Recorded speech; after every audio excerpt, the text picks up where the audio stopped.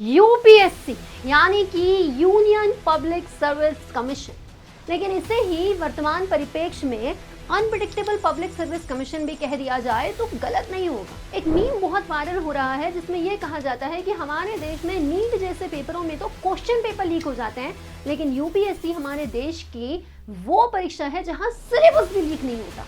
मित्रों, वास्तव में ये जो मीम है ये हंसने की बजाय ना कई बार गुस्सा में दिलाता है कि क्या वास्तव में ये वो परीक्षा है जिसका विद्यार्थी सिलेबस भी नहीं समझ पा रहे। दोस्तों, 2026 का यूपीएससी प्रीलिम्स जब हुआ उसके बाद बहुत सारी चीजें यूनियन पब्लिक सर्विस कमीशन को कही गई, लेकिन जब इसका रिजल्ट आ गया तो आप देख सकते हैं कि 13,000 से अधिक अभ्यर्थियों ने इस परीक्षा को पास किया नहीं। तो जब उन्होंने इस परीक्षा को पास किया है तो आप क्यों नहीं कर सकते। मित्रों, पेपर कितना भी कठिन हो उससे प्रभाव पड़ेगा तो केवल कट ऑफ के आंकड़े पर, लेकिन जितने लोगों को सिलेक्ट होना है वो तो होंगे ही ना।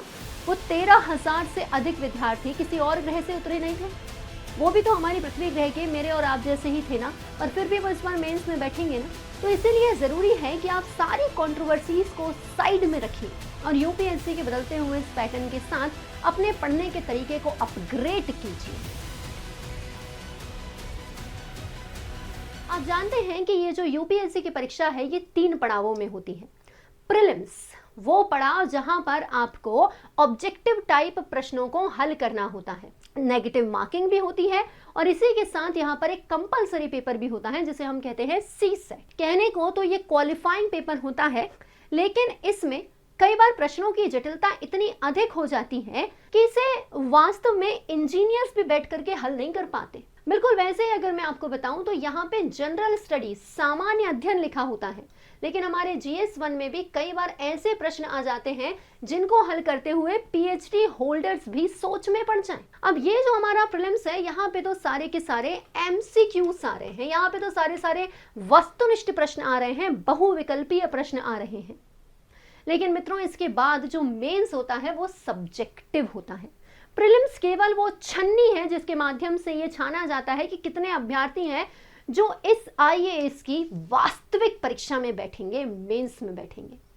तो आज आप मेरे यानी कि अपूर्वा राजपूत के साथ इसी मेंस की चर्चा करने जा रहे हैं।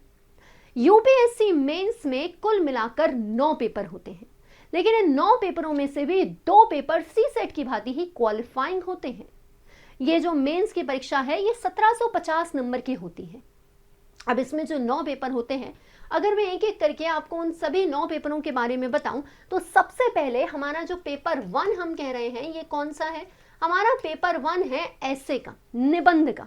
अब ये जो आपका निबंध का पेपर है इसमें आपको चॉइसेस दी जाती हैं, आपके क्वेश्चन पेपर में चॉइसेस होती हैं, उनमें से आपको किसी विषय पर निबंध लिखना होता है। निबंध के पश्चात 4 होते हैं आपके GS के पेपर, सामान्य अध्ययन 1, 2, 3, 4, जनरल स्टडीज 1, 2, 3, 4, और इन्हीं को हम बोलते हैं पेपर 2, पेपर 3, पेपर 4, पेपर 5। इनकी चर्चा मैं आगे करती हूँ। लेकिन इसके बाद जिसे हम लोग पेपर 6 और 7 कह रहे हैं वो है आपके ऑप्शनल। आप जानते हैं कि आपने यूपीएससी के लिए किसी ना किसी एक विषय को ऑप्शनल चुना होगा, जिसे आपने अपनी रुचि के आधार पे, अपने बैकग्राउंड के आधार पे, उसके लिए उपलब्धता, उसके लिए स्रोत कितने अच्छे हैं कि आप उसके लिए पढ़ सके, इस आधार पर चुना होगा। तो वही जो एक आपका ऑप्शनल विषय है उसके 2 पेपर होते हैं, ऑप्शनल पेपर 1, ऑप्शनल पेपर 2। अब इस तरीके से जो आपके 7 पेपर है ना, 2 और हैं बता रही हूं, ये 7 पेपरों का पैटर्न कैसा होता है। यूपीएससी में ना एक दिन में 2-2 पेपर होते हैं। जैसे एक ही दिन में आपका GS1 और GS2 दोनों हो जाएंगे। सुबह के टाइम पे एक GS हो जाएगा, दोपहर के टाइम पे दूसरा GS हो जाएगा। तो सोचो लिखते टाइम आपकी हालत क्या होने वाली है। इसीलिए आपको असल मेंस परीक्षा में उतरने से पहले सैकड़ों उत्तर लिख करके अभ्यास करना होता है। अब मैं बात करती हूं बाकी के 2 पेपरों की। तो बाकी के ये जो 2 पेपर होते हैं ये हैं वास्तव में लैंग्वेज पेपर। ये लैंग्वेज पेपर होते हैं जी 300-300 नंबर के, लेकिन यहाँ पर विशेष बात यह है कि ये केवल क्वालिफाइंग पेपर होते हैं। 300 में से केवल 25% यानी कि 75 नंबर आपको लाना होता है। अब 300 में से तुम 250 ले आओ तो भी वही बात है, 300 में से तुम 80 ले आओ तो भी वही बात है। हाँ, लेकिन अगर आपने सारे पेपरों में धमाल मचाया है पर लैंग्वेज पेपर में आप टपक गए हो, फेल हो गए हो, तो फिर आपको पास नहीं माना जाता। यहाँ पे आप देखो ये जो लैंग्वेज पेपर है ये दो होते हैं, language paper A, language paper B. Language paper B तो हमारी अंग्रेजी होनी है, इंग्लिश होनी है, और जहां तक कहानी है लैंग्वेज पेपर ए की, तो हमारी 8वीं अनुसूची में जो 22 भाषाएं हैं, आप उनमें से किसी भी एक भाषा को चुनते हो। सामान्यतः अधिकांश विद्यार्थी हिंदी का चुनाव करते हैं। अब ये जो दो कंपलसरी पेपर हैं, इनमें क्या क्या पूछा जाता है, कैसे पूछा जाता है, इन पे मैं कई बार 10 वीडियोस बना चुकी हूँ। अगर आप कहेंगे और बना दूंगी। आसान होते हैं ये दोनों पेपर, आसानी से हल हो जाते हैं। इनके लिए आपको अलग से कोई तैयारी करने की आवश्यकता नहीं होती।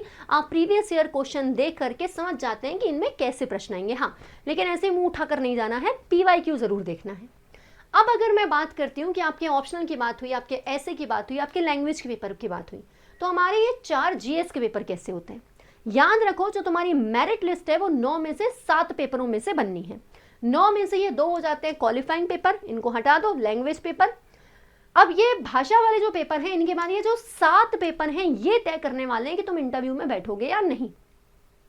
तो अब ये जो हमारा GS1 है, यूपीएससी में ऐसा भी नहीं होता कि तुम किसी एक पेपर में बैठे हो तो आज भूगोल का पेपर है, कल इतिहास का है, जी नहीं। GS1 सामान्य अध्ययन 1 जो है, इसमें 3 विषयों से प्रश्न पूछे जाते हैं।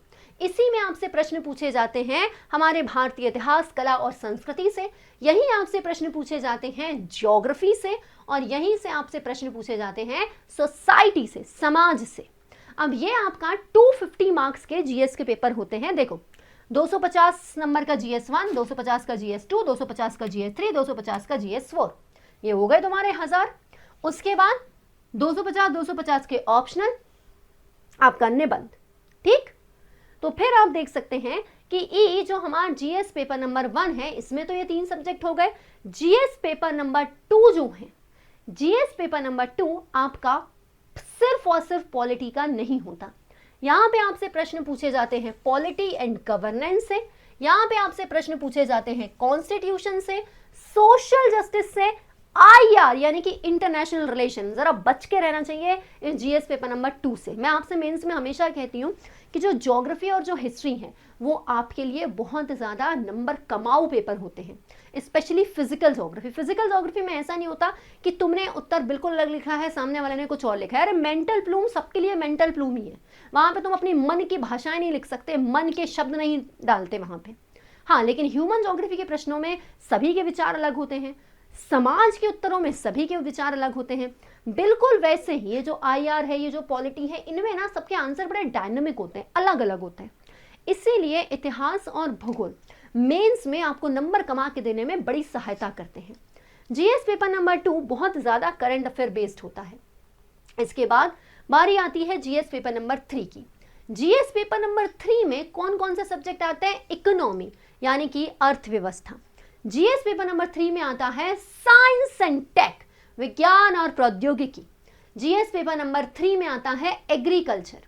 और GS पेपर नंबर 3 में क्या आता है जी? GS पेपर नंबर 3 में आता है environment and ecology. GS paper number 3 में आता है इंटरनल सिक्योरिटी और डिजास्टर मैनेजमेंट। तो science and tech, economy, biodiversity, environment and ecology, आपका डिजास्टर मैनेजमेंट, इंटरनल सिक्योरिटी, सब कुछ GS पेपर नंबर 3 में ही पूछा जाएगा। बड़ा ही डायनामिक पेपर हो जाएगा ये तो, करेक्ट। और उसके बाद आता है आपका सीधा साधा केस स्टडी वाला एथिक्स।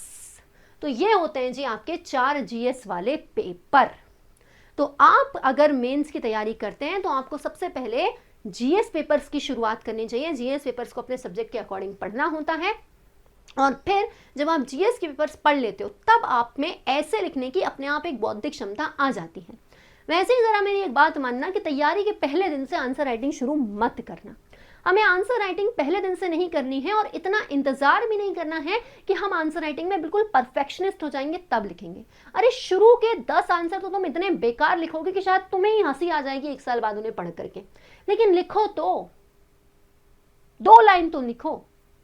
इंट्रो, कंक्लूजन, बॉडी, इन तीनों में अगर आप आंसर को नहीं बांट पा रहे हो तो कुछ कुछ तो लिखो। कि आप पहला उत्तर शायद पॉइंट्स में बांट कर ना लिख पाए, सब हेडिंग ना लिख पाए, निबंध जैसा लिख दें। अरे लिखो तो।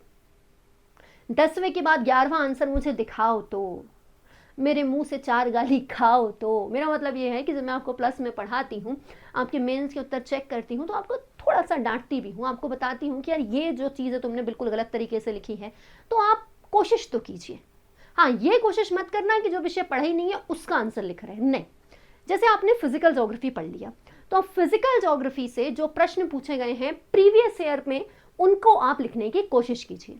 मैं आपको, जो अभी टेलीग्राम तो चल नहीं रहा है, मैं आपको अपने प्लस कोर्सेज में, अपनी फ्री क्लासेस में जो पीडीएफ है वो भी दे दूंगी, और आपके लिए अगली एक अलग से वीडियो बनाने का भी प्रयास करूंगी जिसमें मैं ज्योग्राफी के प्रीवियस ईयर क्वेश्चन आपको टॉपिक वाइज दिखा दूंगी मेंस के।